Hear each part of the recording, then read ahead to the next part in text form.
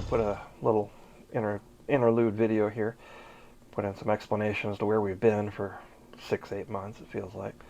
Maybe it's longer than that, I don't know.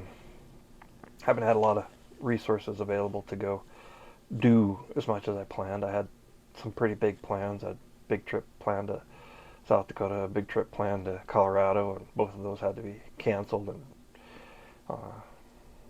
had a lot of other small things I wanted to do. I was looking forward to getting some time to go camping, and none of it came true. I mean, as you may have known from other videos, I work for a living, and I live paycheck to paycheck like most everybody else, and that paycheck just isn't going as far as it used to, and I've had a lot of projects at work that have just soaked up my time. The only good news about that is, I guess, vacation time's been building up. Anyway, maybe I'll get some time to do it or do something and go do something. I don't know. Got lots of things ahead of me yet. So, did manage to make it down to Fort Collins. Got our source book here for the Overland Mountain West show. Tried to get some video. Took a few pictures. My 1X360 camera's been glitching out on me. Seems like it overheats way too easy. 10-15 seconds sometimes if it's like 80-90 degrees outside, and that just seems wrong. I haven't had time, I've had the camera for almost, over a year now. I haven't used it that much, and it glitched the first time I used it, but it only glitched once, and then I got a lot of good footage after that. And there's a video where I used the camera, and I put it up on YouTube in the 360 view mode, so you can scroll around, look in different directions if you want to, and I'll put a link in the description of that video, but if you're interested. Anyway, didn't get any video footage that I expected to get. I had it set up so it kind of would be floating around behind me when I was talking to vendors and everything like that, and it just failed. So, did go to a car show on Labor Day. Actually won a trophy. Apparently, it was a sponsored fundraiser event for Girl Scouts, and the Girl Scouts were doing the judging of all the vehicles, and for some reason in our class, which was the 2000 to 2022, Shrek was more impressive, and our Mk23 was more impressive to the teenage girls than all the Corvettes and jacked up 4x4 trucks that were also there. So it was a good time. Met a family that was from Ukraine. Yeah, they're refugees at this point. Their little kids just enjoyed the heck out of crawling up inside the truck. And I didn't video that because that's their private moment for them to enjoy, and I let people get in the vehicles. It's not a showpiece in that sense, and they all, especially the little kids, they just get such a kick out of jumping in the Jeep or crawling way up into Shrek and sitting up there. So that was a lot of fun, and I brought my Jeep and the big trailer and the big truck, and when we get to that video, you can see some people get a little nervous when I was arriving, and they were seeing how close I had to get to maneuver my trailer into the parking spot they gave me. And we were the last ones to leave too, by a long ways. But it was a good thing. And totally unexpected to win a prize, so that was kind of cool. Since then, I got some good fall color video, and some nice pictures. I'll try to include some of that in the video I'm producing here. As you can tell, I'm in mid-production, and I have been for 2 months for trying to put this together, which is why it's starting out with fall colors instead of starting out at the with the video that wasn't at the Mountain West Overland show. So anyway, I've gone on, rambled on long enough. I hope everybody that was expecting to see me down in Colorado this summer will accept my apology if they even see this video, and hopefully we can improve our content in the next few months. Probably going to be more product stuff and things that we're going to do to our truck. I've got seats I need to put in yet. I've got a lot of interior work I want to do. I need to build a brush cage for the cab, and I think that's going to be fun. I mean, I haven't done a lot of fabricating in my lifetime. I've done a lot of welding repair, and I've been a part of a lot of other people's projects, so this is going to stretch me, which is good. I like it. Anyway, I'll let you get back to the videos and the more enjoyable parts. Thanks.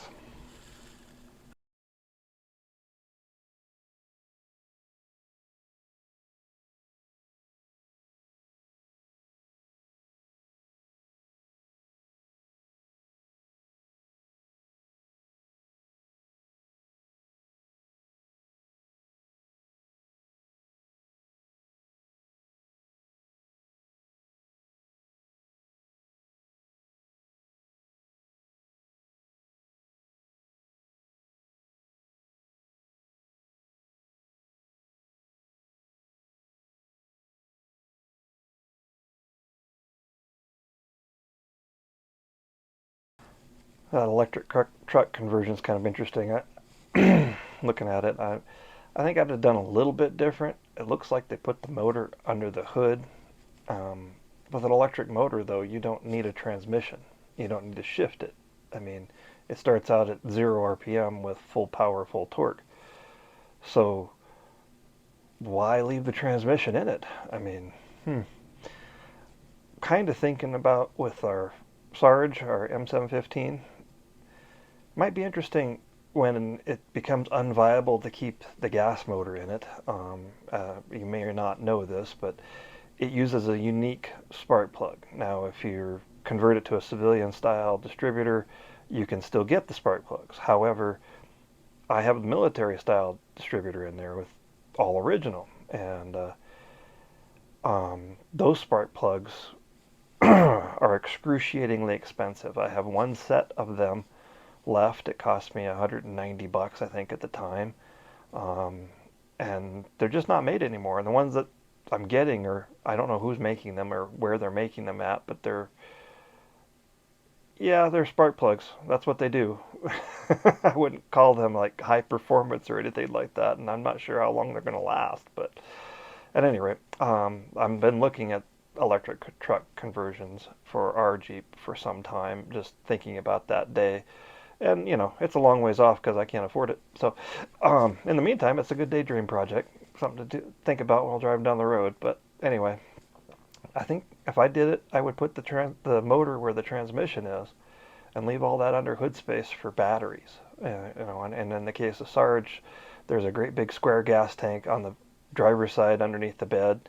There's an equal amount of room on the passenger side where the exhaust system runs through currently. And, the kind of volume of space we're talking there, and then the heaviness of the suspension, I'm pretty sure I can squeeze a ton, maybe possibly even literally, of batteries between those three spaces and get some serious range out of something. And, given that the M715 has a divorced uh, transfer case, there's just a little drive shaft between the transfer case and the transmission. I can just use that drive shaft as my uh, modification point to incorporate the electric motor, take the transmission out, and then I lose all but the transfer case shifter out of the cab. And I kind of want to keep the dash fairly similar to the way it is, make the gauges kind of continue to work as they are. I'm not sure how that'll work out, just kind of thinking, but the object is to not make it overtly an electric truck, but to make it keep it looking as good as it does now as an old military truck, and then replace that gigantic six-cylinder engine, which, it is physically huge, but has very little displacement, 200 and some cubic inches. It's just, it's kind of funny. I probably could take a pretty good hit with a 30 caliber, maybe even larger, before the block would fail. I'm not sure. But anyway, um, hopefully I'm not going to be using it in a combat situation. So an electric motor might be a good thing, and using that space to put in the ancillary equipment, including the batteries, but also a heat pump situation, so I can and cooling systems for the motor and the batteries, and as well as heating systems for the motors and the batteries, so I could use it in all seasons. I think that would be a great long-term solution for the M715, because we really want to be able to take that with us for the next 20 years of our lives, and given the spark plug situation, that just might not be possible as a gas engine. So, and if we put enough power in track generating capability with solar and otherwise, we'd be able to keep the battery charged. Anyway, something to think about. This next pit here, I really like the layout of this RV. The materials they use for it are really space age and really cool, and seems like it'd be really insulated well. To me, they seemed a little too flexible for our build and the type of vehicle that we're trying to build. For the build that they have there on a brand new chassis with a new truck and all that, it was really nice, and I'm sure that they have a lot of price on that. I'll see if I can find a link and put it in the description for the company that makes this. They're down the road from us, basically, in Colorado. Yeah, 400 miles. But anyway, everything's down the road. If you're willing to go far enough. I just really like the layout. Kind of what I want to do with our bed when we get to that part. I think we'll have it reversed, bathroom on the other side, kitchen, flip that way. I really liked the refrigerator that was in there. I liked how it was arranged and everything. The washer dryer setup was kind of cool. And that bed, I thought that was really cool how it flips up on the end and turns into a desktop. That won't make it to our build, unfortunately. Our build, the bed's going to be on a raised platform at the end of the vehicle, be a king-size bed. And the platform underneath it will probably have extra tankage, and since it's going to be extending past the end of the bed, the existing bed, it's not going to be a square area underneath the bed. It'll be a triangle because we'll be sloping up to kind of preserve our access and to clear the trailer that's going to be behind it. So the trailer that we currently have. So that'll have to come out in another time, another video. And here I have talked on for a long time again. I'll let you look at this little walkthrough video I did of the interior of this thing. I really liked it. And I got a couple of pictures afterwards of the parts that stuck in my head. Sure.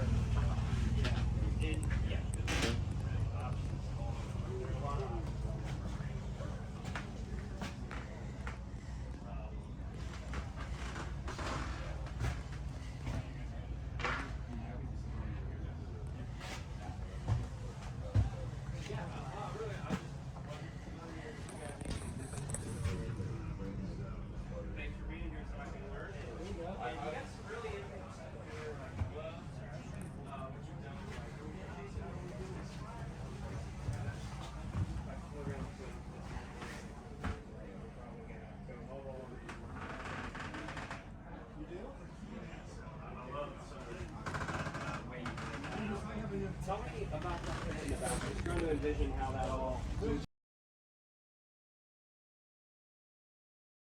Just going to add a little voiceover comment here. That desk folds all the way down and then it makes up the bed. And these jacks were incredibly tall. I was very interested and they were incredibly light. See if I can put a link down below. Here's where we are when we arrived at the car show on Labor Day. That day it got to 100 degrees. That's one of the warmest Labor Days I remember, especially in Wyoming. This is a Sunrise Parking Center or Shopping Center in Casper, Wyoming, and you can see about right here. This is where the panic started when I started pulling into the parking lot. We tried to get there as early as possible so we could be the first ones in, but right about now, here comes one of the lot attendants for the show. They expected, just a few cars to show up. As we'll see, they had quite a few more show up than they were expecting, and had to expand the area for the car show like 3 times, I think, that morning. But it is a very big vehicle, and when you're way up in the air like that, people tend to freak out about it. But, I got a rear camera, which doesn't work very good when the trailer's on it, which is true right here, because all you can see is the spare tire on top of the trailer hitch. So, and bottom half of the Jeep. that was parked behind that, but I backed into my little spot. I had spoken with the people that were organizing the show before we came to the show, and made sure they had room because we wanted to do something. We hadn't done anything all summer, but this is where we were at, and got parked here, and there we are with the Jeep. We got the Jeep's trailer, got Trek and its trailer, and this guy joined us a little later on with the Dodge Power Wagon, old M37, I think it is. And here's some of the car show pictures. There's quite a few of them here. It's a nice Jeep pickup there. Paid a lot of attention to it. There's the cars they had to shoehorn in front of us after they ran out of room elsewhere.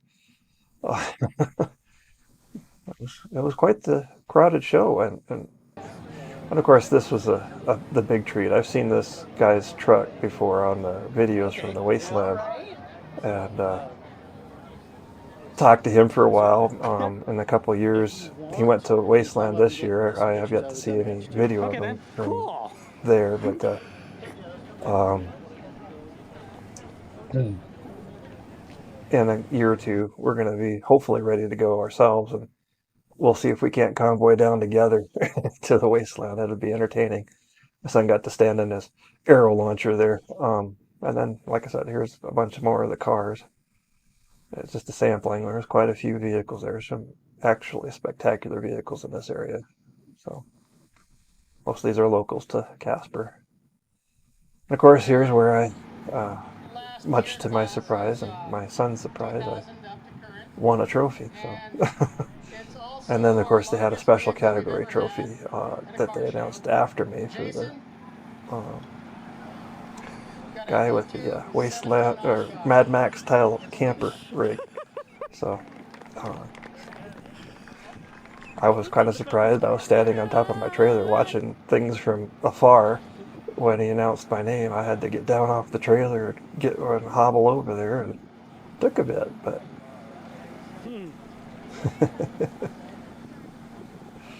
just totally shocked. I wasn't ready for that at all. All right, and our crowd favorite would be pretty obvious Anyway, because you couldn't see um, people away from it all day long. this gentleman that had the Travis, apocalypse camper, 72 he F600. came in full costume, as you can see, and he's a pretty good guy. Talked to him and his wife for a We have bit, one more but trophy for you. It's our redneck trophy. Kind of a he home got run the for redneck Vince trophy. Jr. So get that as well. Quite the trophy.